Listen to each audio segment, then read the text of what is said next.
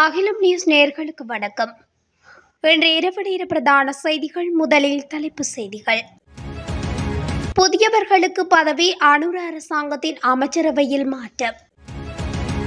3000க்கும் மேற்பட்டோருக்கு தாதியர் நியமனங்கள். பாடசாலைகளில் தமிழ் சிங்கள மொழி பாடம் கட்டாயம். ஜனாதிபதி ஜூன் 10 ஜேர்மன் பயணம். மின்னல் தாக்கம் தொடர்பில் சிவப்பு எச்சரிக்கை. பதவி விலகினார் சமிந்த விஜயசிறி.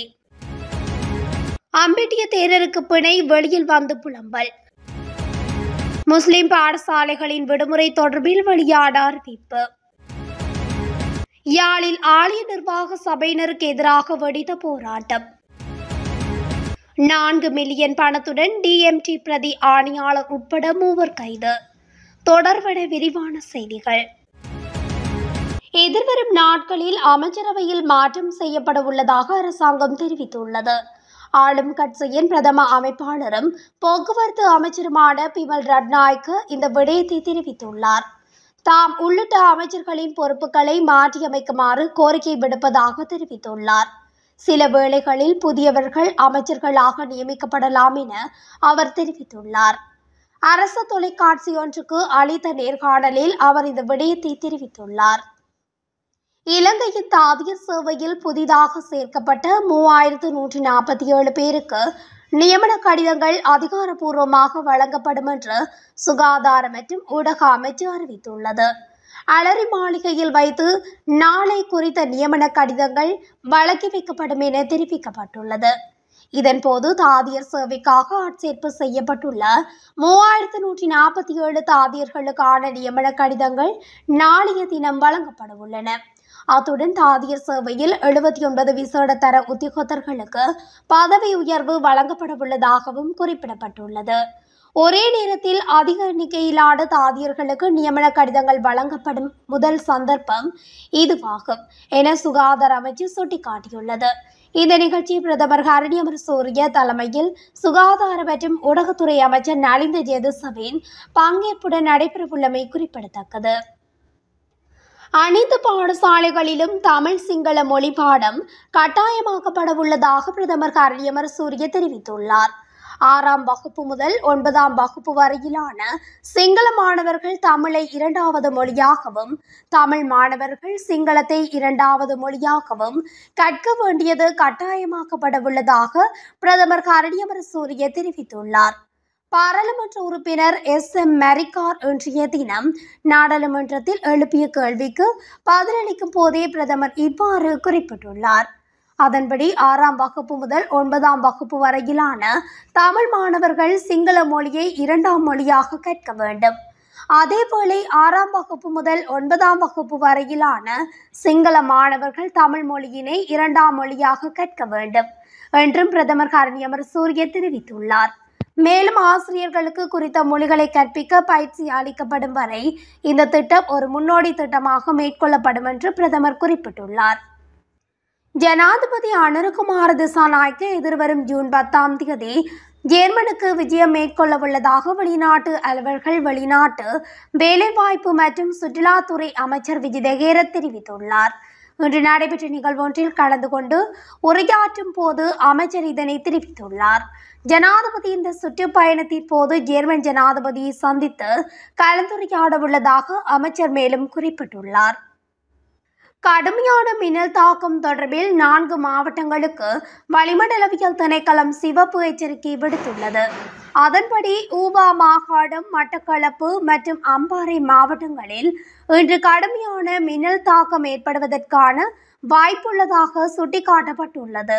இன்று இரவு 11 மணி வரை நடைமுறையில் உள்ள இந்த எச்சரிக்கையின்படி 21 மாவட்டங்களுக்கு மின்னல் எச்சரிக்கை விடுக்கப்பட்டுள்ளது. இதேவேளை இன்று மேல் சப்ரகமுவ, வடமேற்கு மற்றும் மத்திய மாகாணங்களிலும் காலி மற்றும் மாத்தறை மாவட்டங்களிலும் அவ்வப்போது மழை அல்லது இடியுடன் கூடிய மழை பெய்யக்கூடும் என்று வளிமண்டலவியல் திணைக்களம் எதிர்வு கூறியுள்ளது.